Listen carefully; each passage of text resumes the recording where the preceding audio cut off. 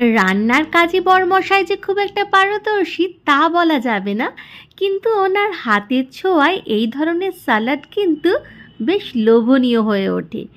এমনিতে মা বেটু মিলে আমরা স্যালাড খেতে খুব একটা পছন্দ তো একেবারেই করি না, কিন্তু বরমশাই যখন এরকম এক থালা সালাদ বেশ যত্ন করে বানিয়ে আমাদের সামনে এনে ধরে, তখন কিন্তু আমরা নিমেষেই একটা প্লেট খালি করে ফেলি। একদম ঘরোয়া সাধারণভাবে তৈরি এই স্যালাডটাতে কিন্তু একদমই বেশি কিছু ব্যবহার করেন না, শুধুমাত্র বিট নুন, গোলমরিচ আর চাট মশলা, ব্যাস সব কিছু এবার হাতের সাহায্যে সুন্দর করে মাখিয়ে নেন। হ্যাঁ, অবশ্যই হাতটা তো ভালো করে ধুতেই হবে। হাতের ছোঁয়ায় কিনা জানি না, তবে এই সাধারণ সালাডটাই কিন্তু দারুণ সুস্বাদু হয়ে ওঠে যখন উনি এইভাবে ভালো করে যত্ন করে বানিয়ে দেন।